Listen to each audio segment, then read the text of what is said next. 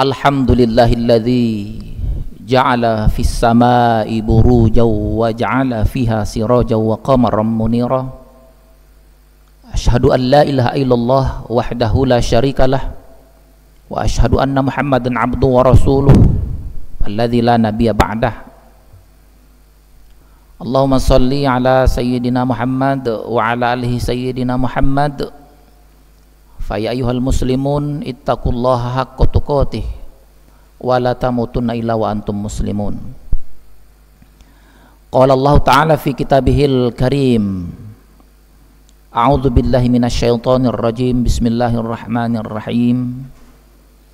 Ya ayyuhan nasu taqu rabbakumul ladzi khalaqakum min nafsin wahidah wa khalaqa minha zawjaha wa batha minhuma rijalan katsiran wan nisaa wattaqullaha alladzi tasaaluna bihi wal arham innallaha kana 'alaikum raqiba. Shadaqallahul azim. Ma'asyiral muslimin, jamaah Jumat yang dirahmati Allah, marilah kembali kita sejenak menundukkan kepala kita di hadapan Rabb, di hadapan Allah yang menentukan nasib hidup kita, yang menentukan takdir kita, yang menggenggam ubun-ubun kita. Marilah kita terus-menerus membesarkan Allah, karena dengan membesarkan Allah, kebiasaan memuliakan Allah itu sesungguhnya akan kembali kepada diri kita. Membesarkan dan memuliakan Allah itu artinya supaya kita sebagai hamba Allah hanya melakukan yang besar-besar. Memuliakan Allah itu artinya mengajarkan kita untuk selalu berbuat yang mulia, menjadikan Allah yang utama, sesungguhnya mengarahkan kita supaya hidup senantiasa memiliki tujuan dan rencana yang besar. Itulah bagian dari cara kita menunjukkan rasa syukur kita di hadapan Allah Subhanahu wa taala. Ma'asyiral muslimin, jamaah Jumat yang dirahmati Allah, pada kesempatan ini khatib akan menyampaikan khutbah dengan tema akhlak pada lingkungan di dalam Islam. Kita hidup di alam yang sama, di planet bumi yang sama, menghirup udara yang sama, meminum air yang sama. Padahal dulu yang ada itu hanya Allah saja, yang lain gak ada. Hanya Allah yang ada. Kemudian alam diciptakan, manusia diciptakan supaya bisa hidup berharmoni. Tapi meskipun kita menghirup udara yang sama, tinggal di planet bumi yang sama, memakan dari sumber alam yang sama, ternyata tidak bisa membuat kita berharmoni. Karena kesombongan, karena kerakusan kita, kita mau merusak alam ini.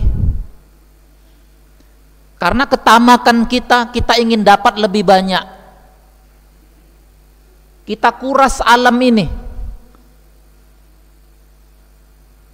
kita curi alam ini untuk memenuhi syahwat kita yang tak pernah terpuaskan.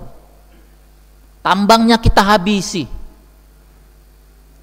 Sebenarnya untuk kebutuhan kita, alam ini cukup untuk memenuhi kebutuhan kita, tapi tidak cukup untuk memenuhi kebutuhan manusia yang tamak, yang rakus, yang sombong. Padahal dulu kita nggak ada, yang ada hanya Allah. Udara yang kita hirup ini adalah tajallinya Allah. Udara yang kita hirup ini adalah tanda kasih sayang Allah. Dia suci. Semua yang ada di alam ini adalah suci, karena dia berasal dari representasi Allah. Tapi jarang orang yang menilai itu lagi.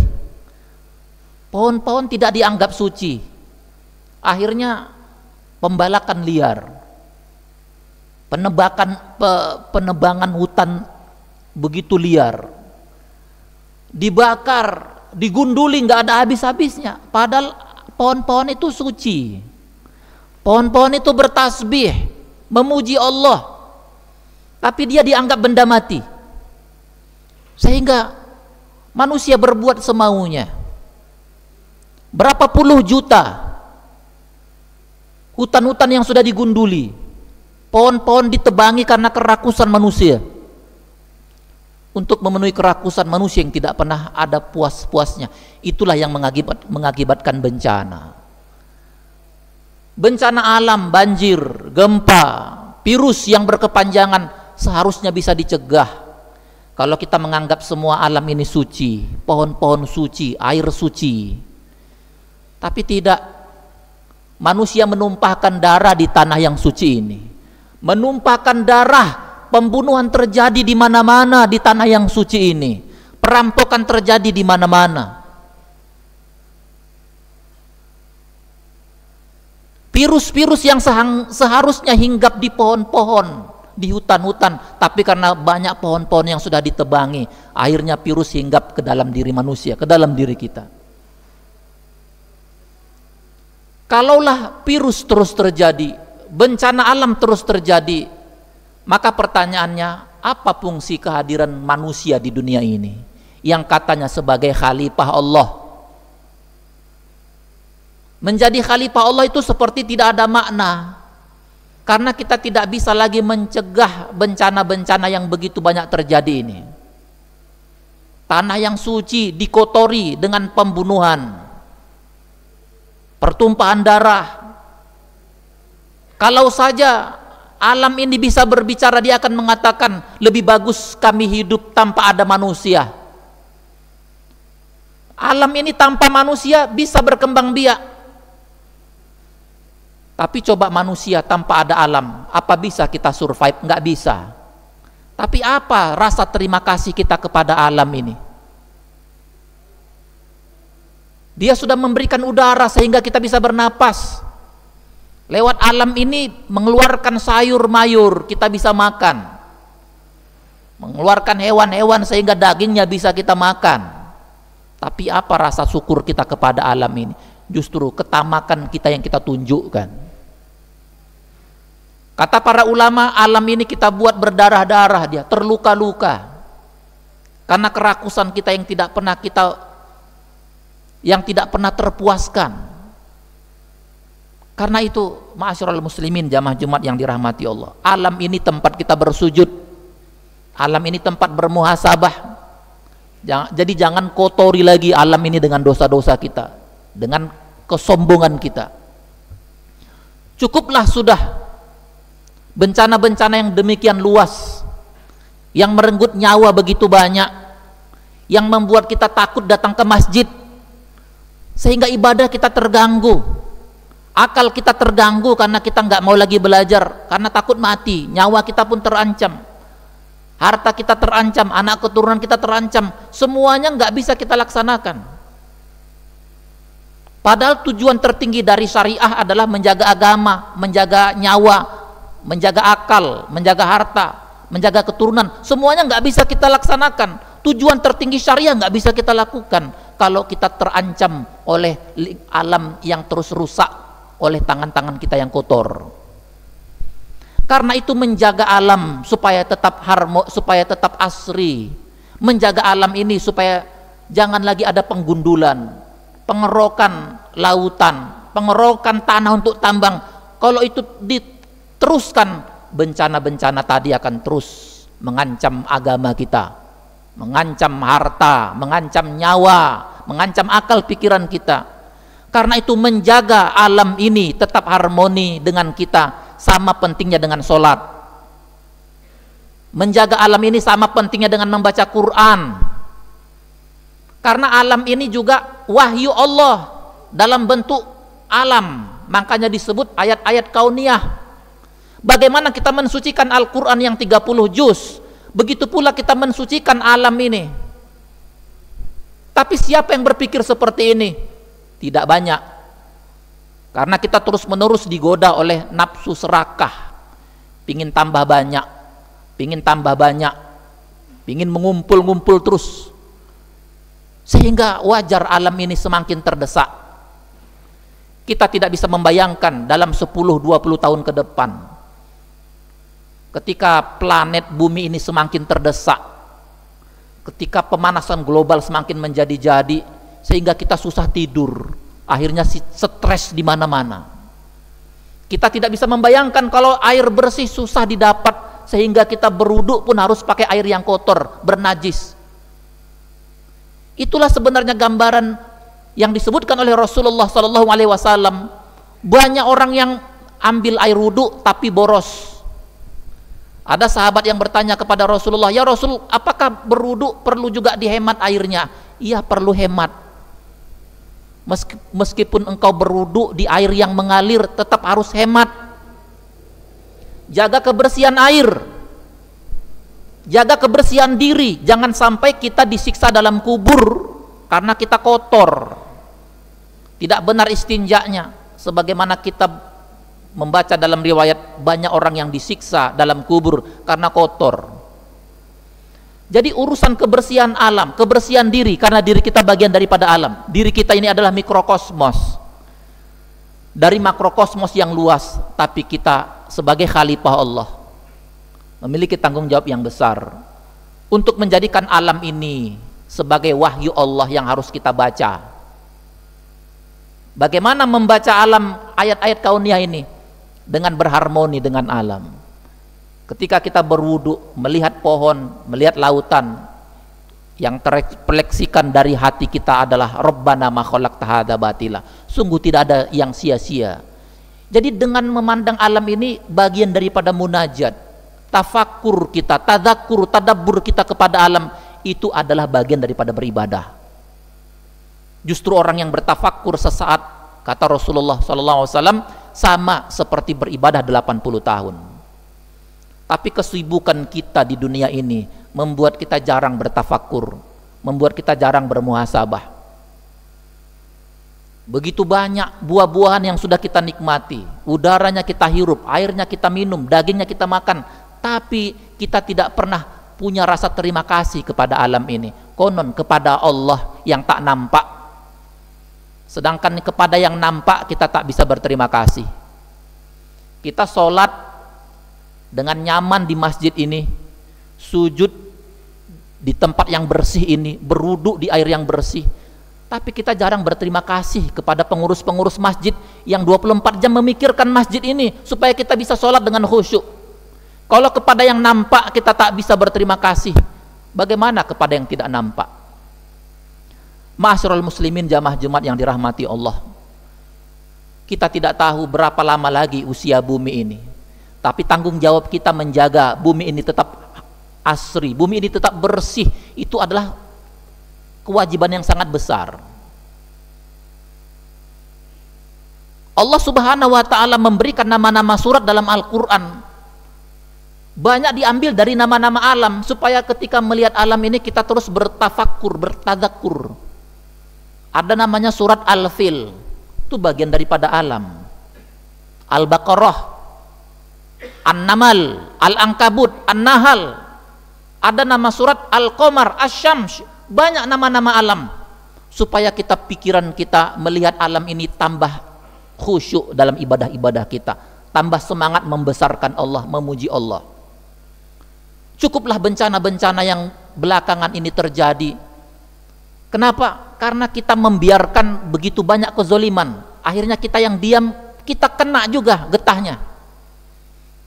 Makanya kita jangan diam ketika banyak ditumpahkan darah di tanah yang suci ini. Jangan diam ketika banyak penebangan hutan, penggundulan hutan yang berjuta-juta hektar itu. Jangan diam. Ini yang disebutkan Allah dalam Al-Quran. A'udzubillahi minasyaitonirrajim. Wattaqu fitnah la tusibannal ladzina zalamu minkum khassah. Takutlah kamu kepada musibah yang bukan hanya ditimpakan kepada yang zalim. Yang tidak zalim pun akhirnya kena getahnya karena kita diam dengan banyaknya kezaliman di muka bumi ini. Ma'asyiral muslimin, jamaah Jumat yang dirahmati Allah, karena itu cukuplah begitu banyak kejadian-kejadian, musibah-musibah yang terjadi, jangan diam. Paling tidak kita mulai dari diri kita sendiri. Bagaimana Nabi Adam alaihissalam diletakkan di surga sebelum turun ke bumi ini? Tidak lain dan tidak bukan supaya kita anak cucu Adam ini bisa menjadikan bumi ini seperti di surga. Kita dengar cerita tentang surga, bagaimana pohon-pohon yang rindang, buah-buah yang ranum, bunga-bunga yang berwarna-warni, air mengalir bersih. Begitulah seharusnya dunia ini kita ciptakan begitu. Para pemimpin-pemimpin yang tidak peduli dengan keseimbangan ekosistem, dengan keseimbangan bumi, pemimpin yang tak pantas untuk dipilih. Karena kerusakan alam ini membuat semuanya terancam, agama terancam, nyawa terancam, harta terancam, anak keturunan terancam, semuanya terancam. Karena itulah harus memilih pemimpin yang cerdas supaya ekosistem ini betul-betul seimbang. Jangan kerakusan bangun sana, bangun sini membuat alam ini semakin mudah jadi rapuh, dia banjir di mana-mana. Kenapa? Karena tidak seimbang lagi. Jangan lagi ditebangi hutan-hutan itu. Menurut Profesor Dr. S. Ali Kodra dalam bukunya Banjir Makin Meluas, Bumi Semakin Panas, di Indonesia setiap 1 jam di Indonesia itu penggundulan hutan itu terjadi luasnya seluas 20 kali lapangan sepak bola. 20 kali lapangan sepak bola setiap 1 jam. Bagaimana 1 minggu, 1 bulan, berapa juta hektar yang digunduli? Ini akibat kerakusan kita. Bagaimana kita mendapatkan surga di akhirat nanti kalau surga di dunia ini pun tak bisa kita ciptakan? Cukuplah bencana yang terjadi, musibah banjir bandang pada masa Nabi Nuh, paceklik pada masa Nabi Yusuf menjadi gambaran. COVID-19 yang masih dengan varian-varian yang baru membuat kita harusnya bertadabbur, bertafakur. Mudah-mudahan ini bagian dari cara Allah membuat kita bermunajat. Kenapa kita diam? Apa dosa yang kita lakukan di bumi ini? Berapa banyak darah yang kita tumpahkan? Berapa banyak alam yang kita curi? Mudah-mudahan ini menjadi tafakur dan tadabbur bagi kita. Barakallahu li wa lakum fil Qur'anil azim wa nafa'ani wa iyyakum bima fihi minal ayati wa dzikril hakim wa taqabbala minni wa minkum tilawatahu innahu huwal ghafurur rahim. Allahumma salli ala Sayyidina Muhammad wa ala ali Sayyidina Muhammad wa zid wa Alhamdulillahilladzi lahul mulku wal hamd wa lahul quwwah wal qudrah wal iradah wa ilaihil mustaka wa huwal musta'an la haula wa la quwwata illa billahil aliyyil azim. Asyhadu an la ilaha illallah wahdahu la syarikalah wa asyhadu anna Muhammadan abduhu wa rasuluh khataman nabiyyin la nabiyya ba'dah. Allahumma salli ala sayyidina Muhammad wa ala alihi sayyidina Muhammad. Fa ya ayyuhal muslimun usikum wa iyaya bittaqwallahi la'allakum tuflihun. Qala Allah ta'ala fi kitabihil aziz. A'udzu billahi minasyaitonir rajim. Bismillahirrahmanirrahim. Wal 'asr innal insana lafi khusr illa alladhina amanu wa 'amilus shalihat wa tawasaw bil haqq wa tawasaw bis sabr. Innallaha wa malaikatahu yusholluna 'alan nabi ya ayyuhalladzina amanu shollu 'alaihi wa sallimu taslima. Ma'asyiral muslimin jamaah Jumat yang dirahmati Allah, kesimpulan dari khutbah yang singkat ini, mari sama-sama kita ciptakan perbuatan-perbuatan baik di bumi yang suci ini. Bumi ini, alam ini adalah Quran besar, jangan dikotori. Bumi ini tempat kita bersujud, dia suci, dia juga bertasbih memuji Allah, semuanya memuji Allah. Keselamatan kita di akhirat tentu sangat tergantung dengan kepedulian kita kepada bumi ini. Apakah kita hidup dengan bersih? Apakah kita termasuk yang juga mengotori? Mari sama-sama kita berdoa. Allahumma ighfir lil muslimina wal muslimat wal mu'minina wal mu'minat al ahya'i minhum wal amwat innaka sami'un qaribun mujibud da'wat wa ya qadiyal hajat. Allahumma rabbana arinal haqqa haqqan warzuqna ittiba'ah wa arinal batila batila warzuqna ijtinabah. Rabbana atina fid dunya hasanah wa fil akhirati hasanah wa qina adzabannar. Ibadallah, innallaha ya'muru bil adli wal ihsan wa ita'i dzil qurba wa yanha 'anil fahsya'i wal munkari wal baghi ya'izukum la'allakum tadhakkarun washkuru 'ala ni'amihi yu'tikum wa la dzikrullahi akbar.